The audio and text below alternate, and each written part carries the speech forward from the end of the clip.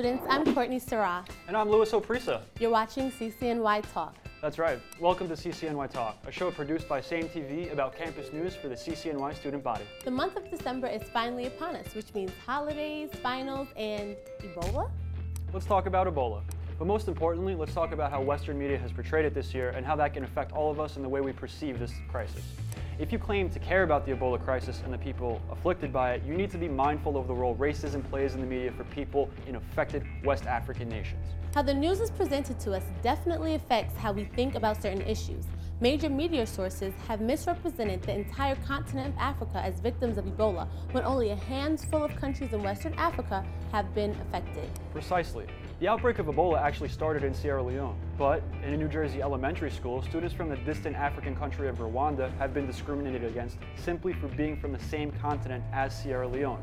Students from countries such as Spain, Italy, and France have not faced similar discrimination, even though they are equally as far from the affected area. This can be especially problematic when people are viewed as threats simply for making jokes about coming from Africa. This happened in October on a U.S. Airways flight from Philadelphia to Punta Cana, when a man on a plane jokingly said, "Sorry, I just came from Africa," after sneezing, and was removed from the plane because he was viewed as a threat. This is why it's important to educate ourselves and learn how to better consume the news. There are a total of 47 different nations in the continent of Africa as of today.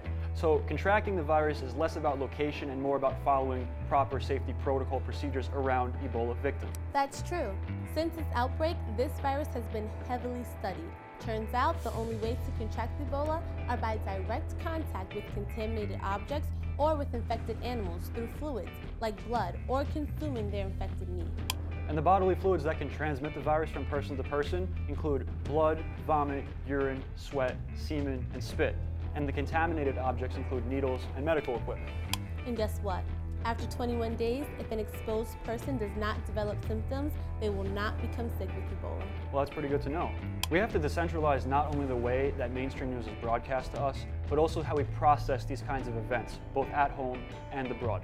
Only then can we possibly hope to transform the world we live in for the better. It's also equally important for us to understand that in the last couple of months, the countries most directly affected by the crisis have done an amazing job at containing the quarantine and making sure that infections dropped off significantly. Let's take, for example, also Nigeria, which announced on October 20th that they're completely free of Ebola infection cases. That's a great point. Let's hear what the CCNY students have to say. Charlie Uptown? Take it away. Hey, what's up? I'm Charlie Uptown. I'm in the NAC building asking CCNY students about their thoughts on Ebola and how the media portrays it. Let's see what they have to say. How do you feel about the Ebola virus? I think it's something we should be aware of, at least, understand what the virus is and how we can prevent it from spreading. I don't think it's a serious thing. I think the media overportrayed it. There's other diseases that are much more deadly than Ebola. The media portrays it as like this big, plague, but you're more likely to contract influenza, which is the flu, and a lot of people die from that every single year. Then you're likely to contract Ebola, so I don't really think it's a big deal. Do you feel that a panic or fear was created in City College in terms of the Ebola virus? Not necessarily. I mean, I see like in different schools, you just see like maybe a sign here and there, make sure that this, that, and the third, like, oh, wash your hands, actually. But this is something that we all pretty much know. And this is an outbreak that's been around, like I said. So people are well informed, but I wouldn't say a fear, but just more information. I didn't see so much of a overreaction to it, which, you sort of appreciate. I saw a few signage points once in a while, but you didn't feel a giant addressment to it. So it sort of is a failure on that part, an awareness to help a group of people that's going through a struggle. But at the same time, they could also inform students a little better so you can go around and, face that misinformation head on and give people the correct information about it. At City College, no, I haven't seen anybody afraid. I have seen signs all over the building saying, beware Ebola, wash your hands, but I don't think it's a serious thing. We had a lot of interesting responses today from CCNY students. One thing is for sure, we definitely have to be smarter how we consume the news. Hey, this is Charlie Uptown. Back to you. Thank you, Charlie. Shout out to the Campus Magazine for sharing this information with the student body in their December issue. In other news, The Paper, Voices of the African Diaspora, a historical newspaper on campus, are relaunching as a literary arts journal this year. They've come back and also accept submissions of poetry, short stories, essays, reviews, and all forms of cultural content. If you're interested in having your work featured on their newspaper, you should definitely email them at thepaper@ccny.cuny.edu, or just pay them a visit in room 1/118 in the NAC building where their office is. One of our favorite parts about CCNY is how diverse it is. So regardless of where you're from or what you celebrate, we hope you ace those finals, wish you happy holidays, and an awesome new year. That concludes this episode of CCNY Talk. Check out our Facebook and Instagram page, #CCNY Talk, #Let's Talk. Thanks for watching.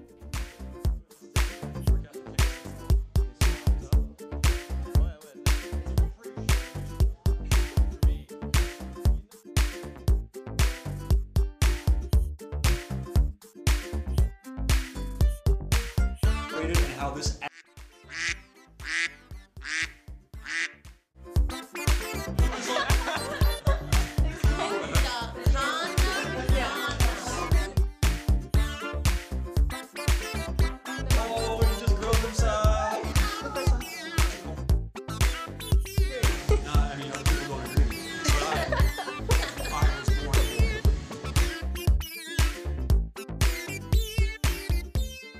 This show is brought to you by the S.A.M.E organization and is filmed in the S.A.M.E studio. For inquiries, please reach us at the S.A.M.E office in NAC, room 1117, 212-650-5028, ccny@gmail.com. Thank you.